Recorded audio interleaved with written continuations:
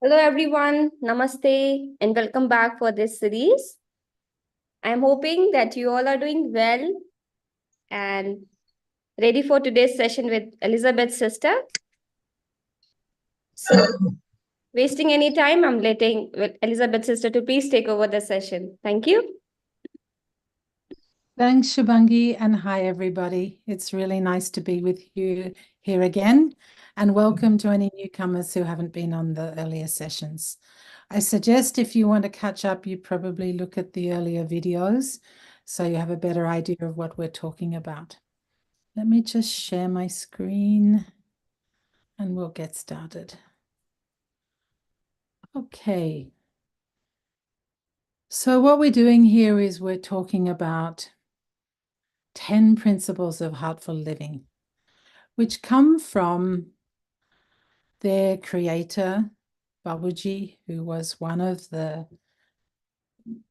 guides in Heartfulness and the founder of our organizations, and the person who gave us the practices that we know as the Heartfulness practices today. And I spoke about him a lot in the first session. You can never speak too much about Babuji, and you'll find lots of quotes in here from him, because these 10 principles are based on what we call his 10 maxims for living, for heartful living. But before we start on that, let's do a check-in together. So what we'll do is just put down pen and paper, put down your phone, get comfortable. And the idea is to close your eyes, go into your heart, go as much as you can towards the center of your being in your heart, and just check in and see how you're feeling this morning, this afternoon, this evening, this night, wherever it is your time. And just allow the feelings to bubble up as you close your eyes from deep within your heart.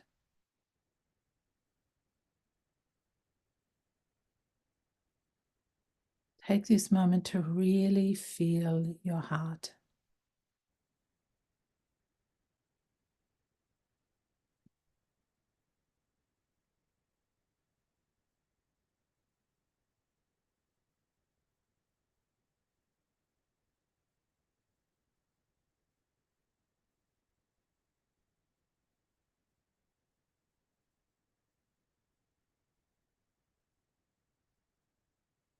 And when you feel connected, when you feel the inner essence of your being's presence, connect to all the other hearts, all the people who are connected on this webinar, who are listening in from around the world. And let that radiate out to all beings everywhere.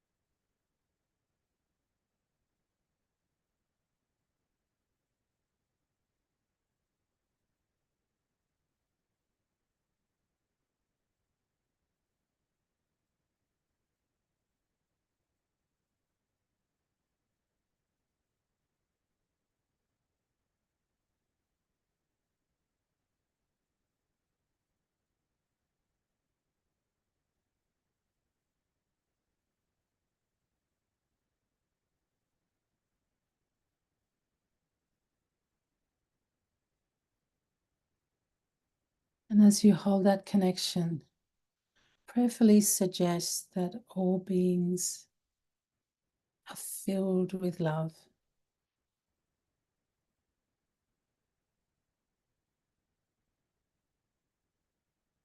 filled with devotion. Faith is growing stronger in them. Just let that ripple out to all beings everywhere.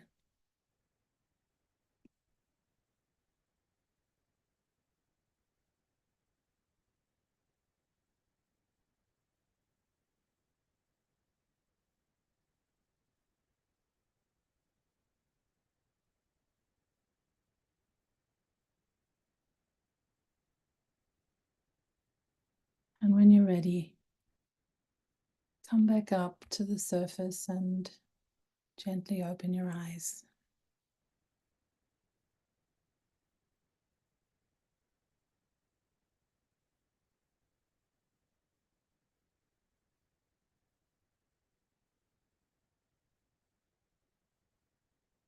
And for those who wish to, I invite you to write a word in the chat about how that feels when you do that exercise.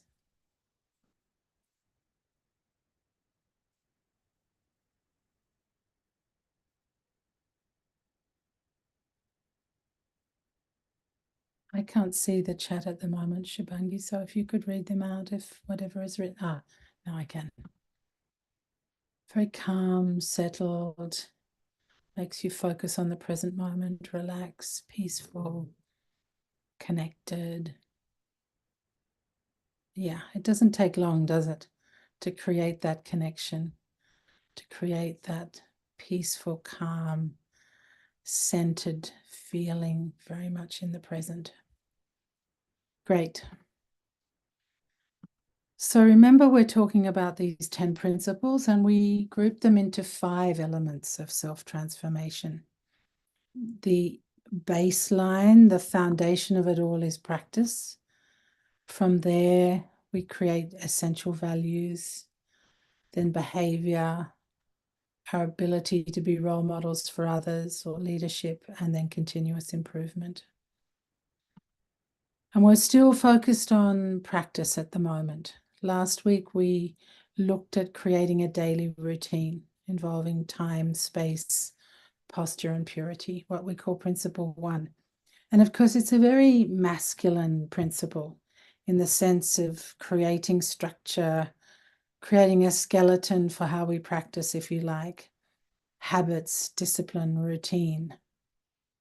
This time we move to a very, very different aspect of practice, equally as important and very feminine in nature.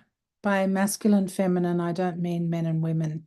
I mean the polarities, the qualities of what we're talking about, like you would say yin and yang, Purusha and Prakriti, these terms that are a polarity, if you like. So what's the second practice all about? And I love this one, so I'm really excited today because it's one of my favorite things about heartfulness and spirituality. So what it says is, before meditation and before sleep, prayerfully fill your heart with love.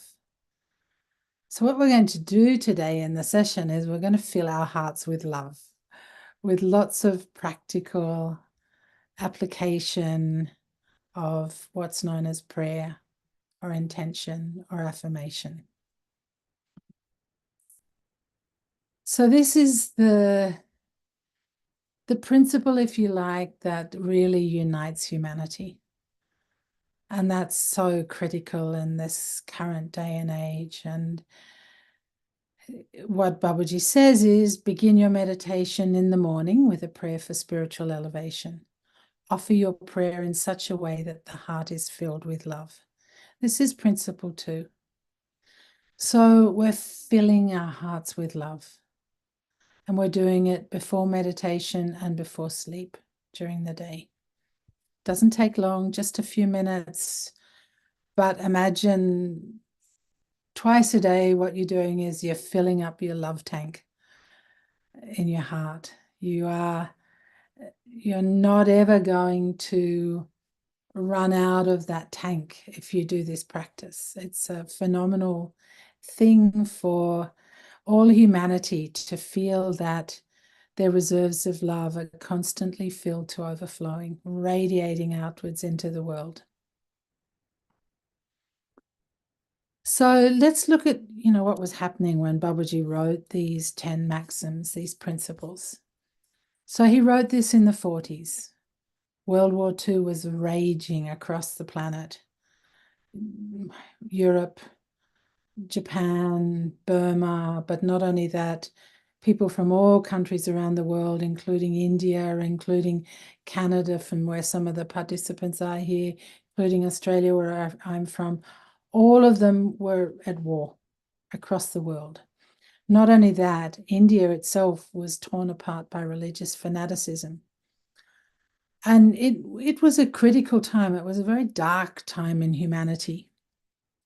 And so Babaji, when he declared this statement, which is in another one of his books, it had a very, very profound and relevant meaning for the time. So what did he say? He said, God is not to be found within the fold of a particular religion or sect. He is not confined within certain forms, nor is he to be traced out from within the scriptures. We have to seek for him in the innermost core of our heart. I mean, think about what this means. He's saying we've got to get rid of all these external forms, the things that are creating divisions, and seek him in the innermost core of our heart.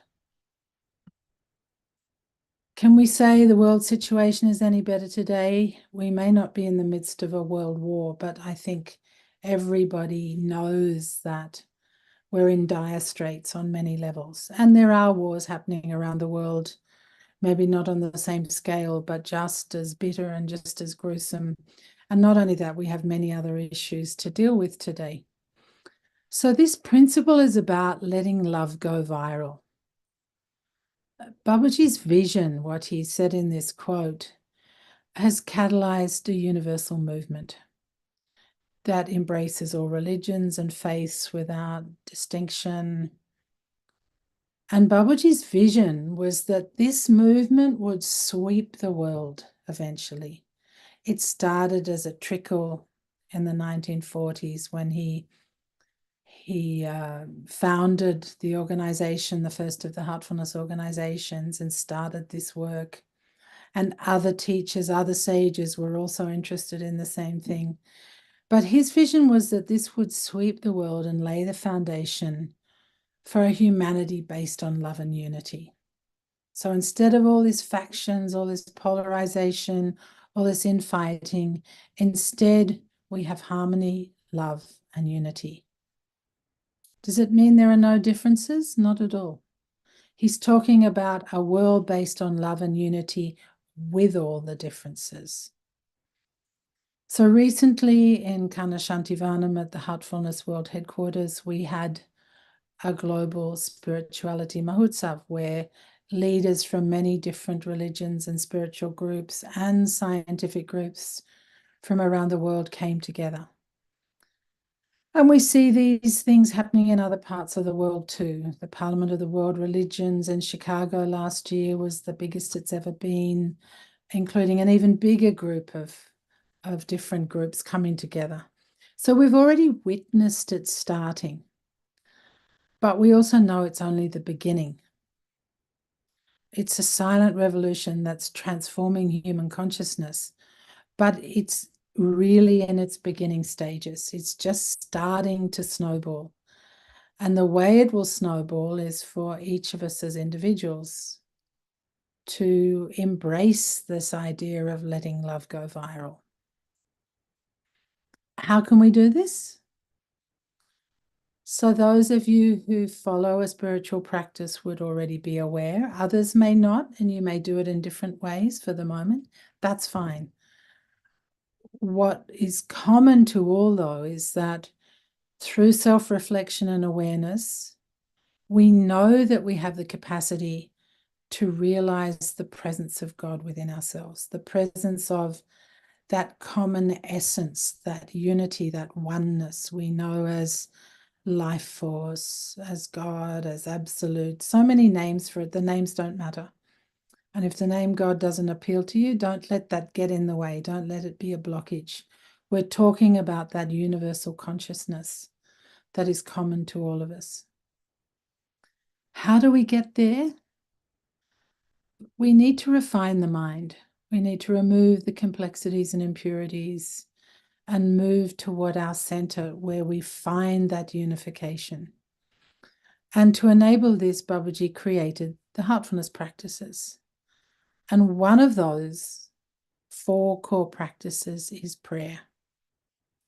And this second principle explains the purpose and the outcome of prayer, which is all about love and connection.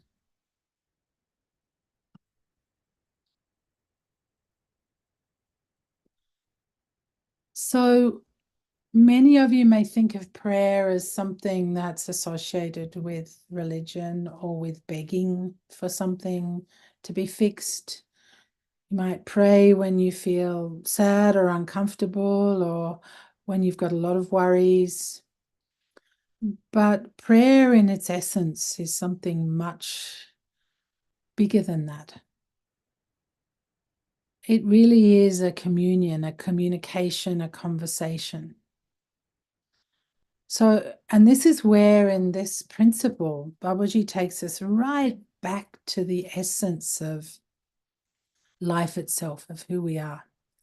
So what he says when in his philosophy about this is he says that this God, this absolute, this source is at the center of everything. Before the universe, that's all there was. And it's still at the center of everything, including every atom. And scientists have discovered it now that at the center of the nucleus of every atom is a space, is a vacuum. And this is indicative of the source, the center. So before creation, there was only the source. And when life emerged, when we emerged from the source and took our present form, we started to identify with everything around us, with the material world, with nature, with family, with career, with education, with so many things. But that central point, that point of oneness, the center is deeply rooted still within us, within our being, and also even within every cell, every atom of our being. And prayer is a conscious attempt to connect with that, to develop a relationship with the source, and to allow that relationship to blossom into a deep communion. Why? What has this got to do with love? When we develop that connection, that communion, that flow, if you like, it enables the flow of grace from the source to come into the heart of each one of us. We create by our prayerful attitude the vacuum that attracts the flow of grace from the source. And it is love that creates the relationship or bond. So here, rather than structure, what we're doing in prayer is we're creating the flow of life, you can say. The communion with our source, with the center, what we know of as God in religion, and what we know as our own inner essence, our life force. And this is the place when we can go to this and replenish ourselves through this. This is when love blossoms, because this is where it comes from. It's like having a spring of water that turns into a mighty river. If you cut the connection with the spring, the river doesn't flow. You can't have a Ganga or a Nile or any of these big rivers unless there is a source somewhere. And it's the same with us. So when we pray, what prayer is an intentional act of communication and connection. And there are various steps in this. The first is to make the connection. And through that, to create the pull to invite grace to flow, to create that vacuum in our hearts. And then finally, we're making the connection permanent. So the practice of prayer is all about that. How does this fill the heart with love? So Babaji used the analogy from science of telegraphy, because when you think back to the 1940s, that was the most advanced technology, electrical technology in his time. Today, connecting to the internet may be a better analogy. So what do you do? What do you do with, say, connecting to the internet or even with telegraphy? You identify yourself, you establish your credentials, you use a password, you establish a connection through the internet. And once you establish the initial connection, the flow starts. It becomes automatic. So the first step is to make your presence known and attract the attention of the absolute within. So what we're doing here is we're setting a connection, we're setting an intent. And in telegraphy, current flows because of a differential from positive to negative in terms of current. And without that differential, no message would be transmitted. It's the same in prayer. You're creating the negative field, the vacuum within your heart, within yourself, to allow the flow from the cosmos. And in nature, flow is always from higher to lower. So there's a transference set by positive and negative polarity. We are creating a negative polarity, just as in electrical flow within us, a state of vacuum in the heart, of negation, so that flow of grace automatically happens. And as a result of that, love fills our hearts, fills our beings when our hearts become so receptive and yielding. Hence, you will hear a lot in spiritual literature about humility and innocence and supplicancy and surrender and receptivity and yielding, all things that can be a little bit confronting to a mind that is interested in identity and success and all that sort of thing. They're not particularly popular qualities, especially in modern Western culture, but they are the qualities of love. You know, when you're in love with somebody, you will do anything for them. You will yield, your heart will yield, not because it's a chore to, but because you want to. And the same happens in prayer. Our attitude is that the beloved, the Lord, is the giver, and we are just supplicants. We're just receiving, we're just yielding. And this attitude, which we know of as devotion, creates that vacuum in the heart so that grace can flow in. And any relationship, so then to create that as a permanent thing, it's about repetition, it's about practice, it's about creating that so that it becomes a natural state of being, a habit. We know this happens. Any relationship blossoms through frequent interaction. And the same thing happens in your relationship with the source, with God. It's just nourished by love and constant contact. Love creates the bond. And then it matures and deepens through practice over time. So how do we create this permanent flow? First thing is to pray before meditating in the morning. We spoke about meditation last time. This is something that's creating, prayer now creates the quality of depth in meditation. How does it do that? It directs our attention towards the center. It creates automatically a state of inner connection, or what we call inner withdrawal or pratyahara in yoga. It's taking us towards our center instead of outwards into the world.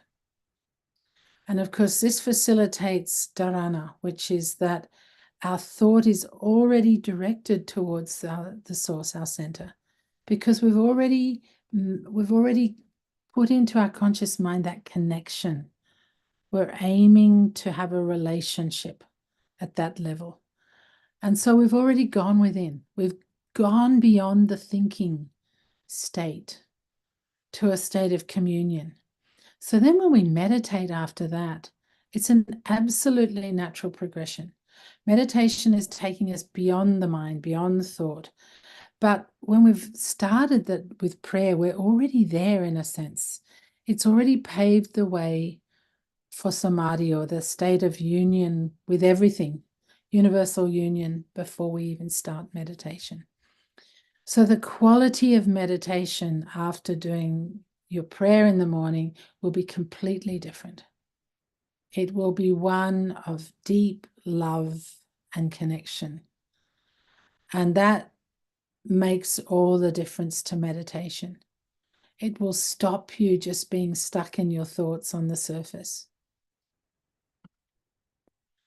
And obviously, when we clean to purify, the field of consciousness, so that it's not blocked with lots of emotions and challenges and obstacles. It becomes so much easier to connect through prayer. So all the practices that we do help each other.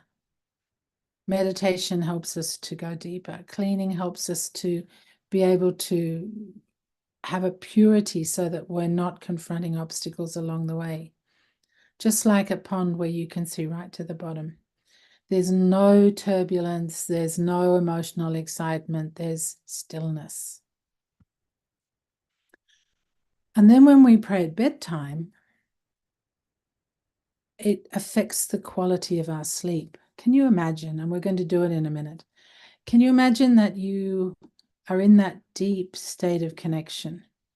Just absolutely beautiful communion with the inner essence of your being and the universal consciousness of everything. And then you sleep in that state.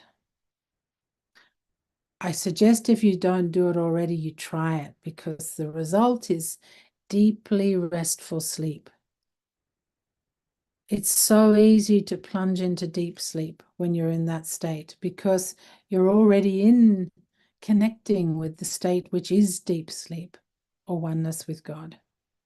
It's rejuvenating, and it means that the nighttime is also a spiritual benefit to you while you're sleeping. So what we do by doing this is we make use of the time of sleeping at night for inner growth, as well as the body's need to rejuvenate. Because when we're in that deep sleep state, we know from all the scientific studies how it cleans out the central nervous system, gets rid of all the toxins, rejuvenates the cells in the body, increases our immunity by building killer cells in our system, etc., etc. So there's benefits to the body, to the mind, and also we're connecting at the soul level of existence. What are we praying to? Whom are we praying to? So we're connecting, we're communing, we're praying to the highest, the source within ourselves. And of course, this leads to self-mastery. But there's another component to it. If we're not yielding, if we're not in humility, if we're not in that supplicant state, it won't work. The connection will not happen. So we need to yield to something higher. It's very hard for most people to yield to the absolute nothingness, the absolute ultimate source of existence. What is it? We don't know. And for that reason, the Master has an important role to play, the spiritual guide, in facilitating the connection, guiding us towards the source. He, in essence, is the human representation of what we're becoming. So there is no real one answer to this question, pray to whom or what. It must resonate within your heart. It must be something you can relate to, so that you connect, you commune with the divinity within yourself.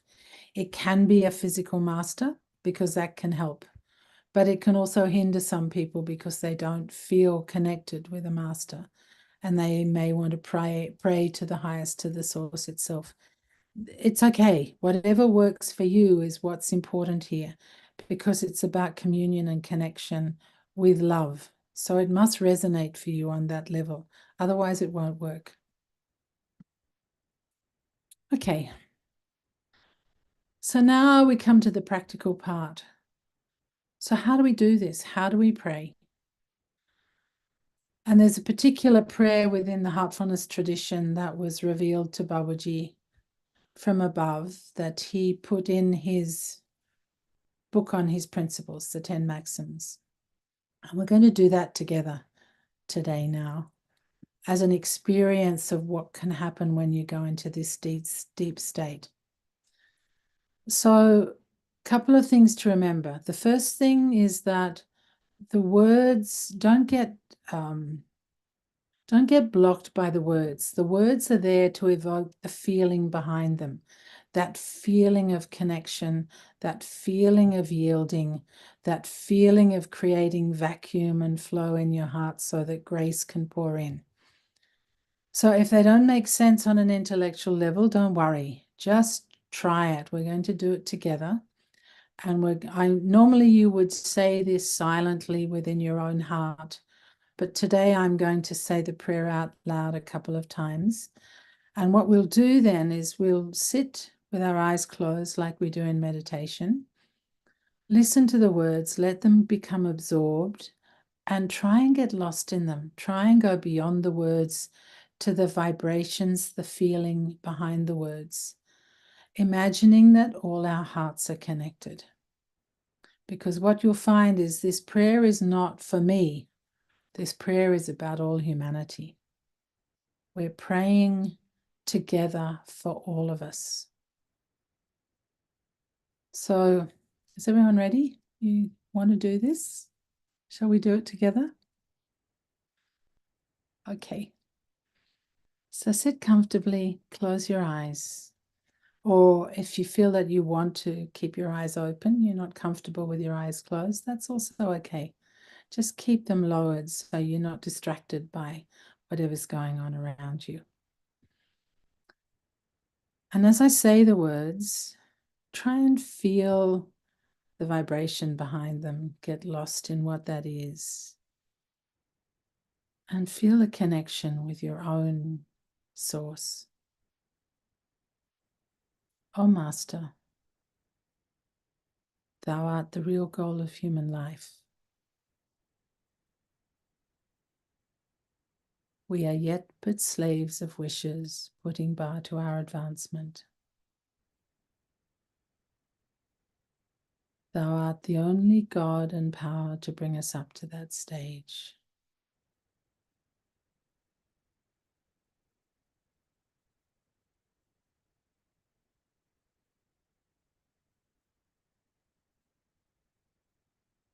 O Master, thou art the real goal of human life. We are yet but slaves of wishes, putting bar to our advancement. Thou art the only God and power to bring us up to that stage.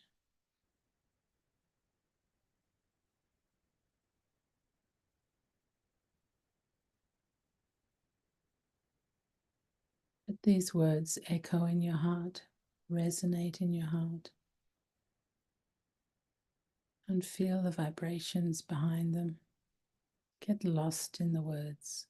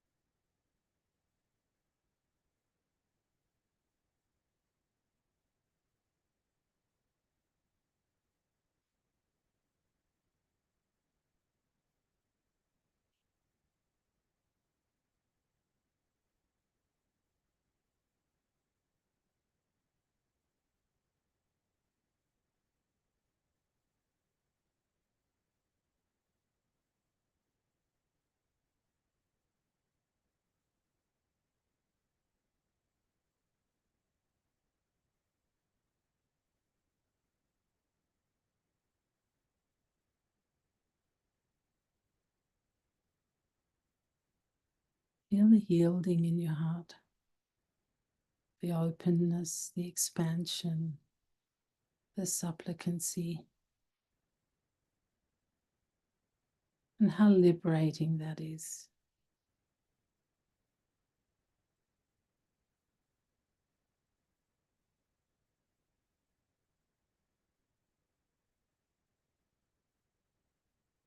And when you're ready,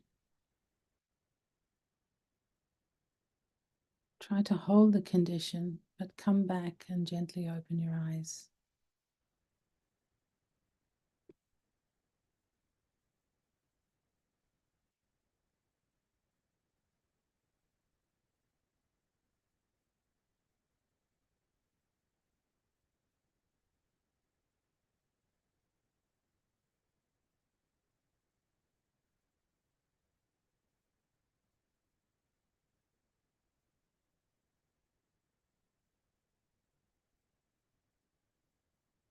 And just observe in yourself if it's changed your condition at all, and what has changed.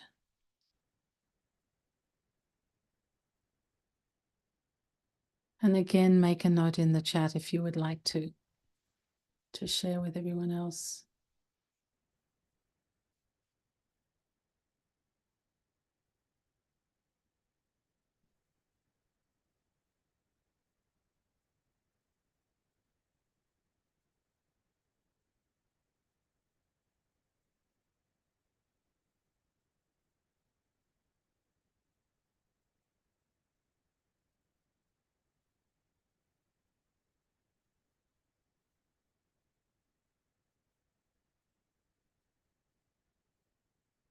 Does it change the condition of your heart at all?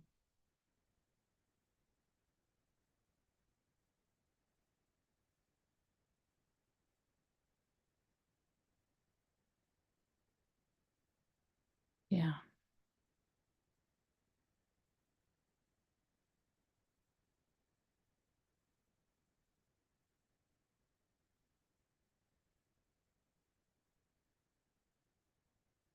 So we have lots of lightness, peace, melts, more sensitive, dissolved, light expanding,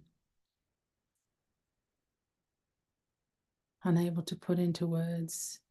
You see, this was just a few minutes. It doesn't take much in the day. Humility.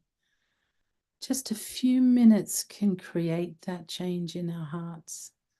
Soft and receptive. I mean, what a beautiful thing to do every day. And what does Babaji say? He says to do this in the morning before your meditation and before sleep. These 2 times. Oops, sorry. So you say it silently. You don't say it out loud like I did. And then get lost in the words very subtly. It's not a mantra. It's not to be said like a parrot. We say it silently, then we go beyond the words to the feelings, the vibrations behind the words. We let them resonate in the heart. We're not thinking in that way. We're letting it resonate in the heart. And what anyone who's been practicing for some time will tell you that the meaning of the prayer reveals itself over time through experience. You don't need to try and understand it. It will come to you, the meaning. And sometimes you get so delighted by what comes. Even after practicing for 30 years, 35, 40 years, suddenly some new understanding comes and you're like a kid. It's like, oh my goodness, I didn't realize that. So let it continue to delight your heart. And you only need to accept that. Don't get caught up in, but I don't like this word, or I don't understand this, or whatever. It's not about that. It's about connection. It's about love. And it's about creating a state in yourself where the divine grace rushes in. So Babaji summarized this philosophy in a very scientific way again. Telegraphy is a science, and basically that's what prayer is all about, creating that vacuum in your heart. So he says, when the world emerged into the present form, the central point was already rooted deep in all the beings. So that, remember this central point. The science of the center is what Babaji is all about. And he says, this being a part of the Supreme, it turns our attention towards the source. In prayer, we try to reach up to that point. This is, however, possible only when we create a similar state within. So that's what we've been trying to do today, to create that state within, where we're connected, where we just feel the love flowing. And we feel it connecting all of us. And it's a quiet state, but it's also a very joyful state, full of love, full of grace, full of divinity. It's what we're aiming for. So prayer gives us that glimpse. It gives us a glimpse of the center. And it has some incredible benefits also. One of them is that when you're in that state, you cannot have an ego reaction. I've tried. It negates it. It's amazing. So, there was once a letter written by a European practitioner to Babaji back in the 70s. And she wrote to him and she said, what do I do when I've hurt someone? She was obviously feeling bad about having hurt someone. And Babaji wrote back to her and he said just one simple phrase. He said, go into your heart. Nothing more. Just that. And of course, when you do that, and it's so profound because it has such a depth of meaning, because when you go into your heart, you're connected. The ego is not there in that state of oneness. Who felt that? Who felt connected? Somebody said they were in the present moment. That's what it's all about. You're negating reactivity in yourself. You're negating that need for the ego to express itself. It just can't happen. So it's an incredible tool for us to work on many aspects of ourselves. There was an email during the week to the organizers asking if we could talk about anger and reactions to, being angry during this series. And of course we will, especially in principles 5, 6, and 7. But even here, you can imagine that when you go into the heart, anger takes on a different quality. It becomes all about wanting to look at ways to solve or improve or change a situation. Not by feeling bad or feeling aggressive or feeling upset, but by looking at how to bring about continuous improvement, which we'll also talk about later on. So this capacity to go inside and connect and vacuumize the heart is what prayer is all about.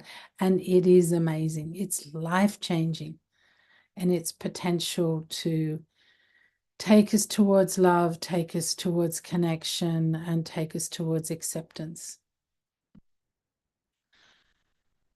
So just to finish up, prayer is not a static link. It's constantly changing. It's lively.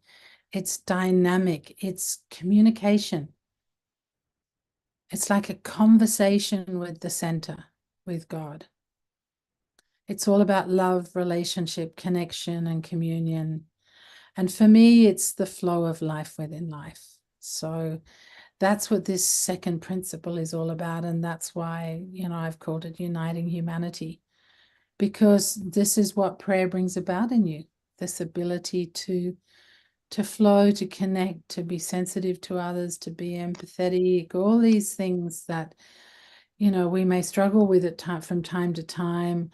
It helps us to deal with reactivity and creates the capacity which is is like the mother. It's loving. So that's it from my side. Any questions, anything that doesn't make sense, or any comments or experiences that people have had that they would like to add at this point?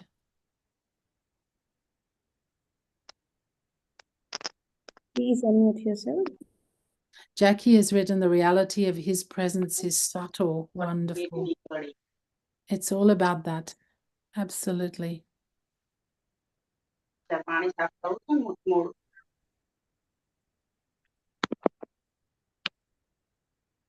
Anyone got any questions or like to add something? I'm sure many of you have had experiences where prayer has transformed you in some way. Please share if you would like to.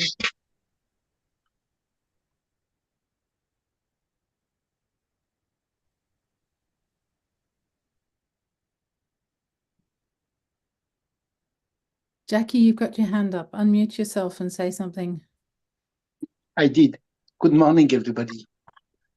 And good evening for you, I suppose. No, it's just afternoon, lunchtime. Okay.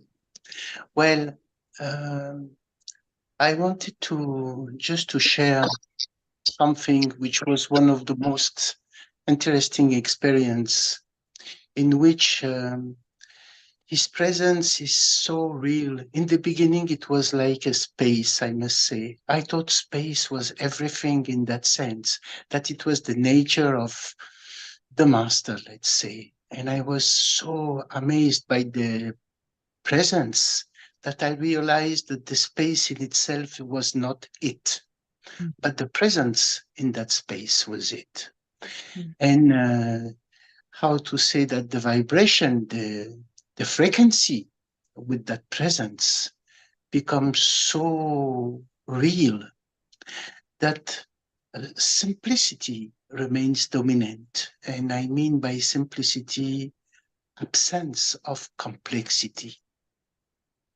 Just absence of complexity. When there is no more complexity at all, I think this is what Babuji means when using this word simplicity as being the quintessence of nature. So this is something I wanted to share, not to get stuck with some thoughts about what is written in the prayer, not even this idea of divine light, but the source of divine light when we are thinking of the master and what the source has to reveal. Now we are stepping into something which brings some meaning which is beyond intelligence and intellectual or something, which is quite interesting as the knowledge is interesting. But here we are stepping into something else. So just focus on that presence of the master as something absolutely abstract, as an abstraction. And then see where it's taking you in terms of feeling, vibration, and relationship with the master. I heard also something about love during your comment, Elizabeth. Love and devotion both go side by side, because love and devotion is something so special, and it's an amazing tool, not to say a weapon, in the hand of a yogi. So please consider love to be expressed also. And this expression is devotion. This is what I wanted to share with you guys. Thank you. Jackie, thank you. Anyone else? It's lovely to hear these things from people. Please add, or even just your experience of what it was like to do the prayer together, connecting to each other's hearts. Biji has written, when nothing works, the prayer always works. I feel connected and all doubts vanish, just a union where there is no other. Beautiful. I mean, it's life transforming, right? It does things which are miraculous in the normal scheme of everyday life. You know, and it's true. I mean, sometimes you're just in incredible states where you feel so affected or upset or whatever, and you sit and you do this and it just dissolves. There's something about the way prayer takes us.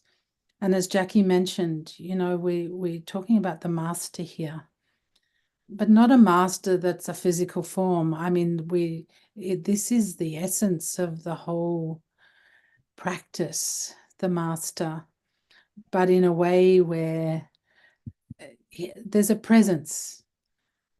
And what is that presence? We can't define it. We can't describe it. How can you describe God? You cannot. We're beyond the mind at this point when we're in this state. But we all feel it in the heart. I mean, it's just a treasure trove. It's just a wonderful, wonderful tool to take us beyond our normal, mundane way of life into the beauty of the spiritual realm. Such an incredible tool. So for those of you who are not using this, try it. In the 50s, there was a new practitioner in the south of India who was a very erudite man. He hadn't met Babaji at this stage. He'd started with his trainer, his preceptor down in the south. And, he was quite interested, but he was sort of saying, I'm too busy to do this practice. I'm a busy man. I'm an educator and blah, blah, blah, blah, blah. And Babaji wrote back to him very, very beautifully and said, look, it's okay. This is the meditation practice. This is the cleaning practice. Try them, do them. But if you don't have time for them, at least do the prayer, because everything is encapsulated in this prayer. And that's the beauty of it.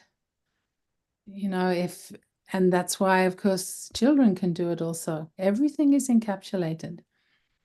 And when you dive into the words, I know we spoke about not paying too much attention to the words, but when you do dive into them in depth, when you meditate on them, when you get to the point where you want to do that, and with an open heart, with an open mind, without worrying about loaded meanings and stuff, you will find this is like the sloka of the universe. Everything is there.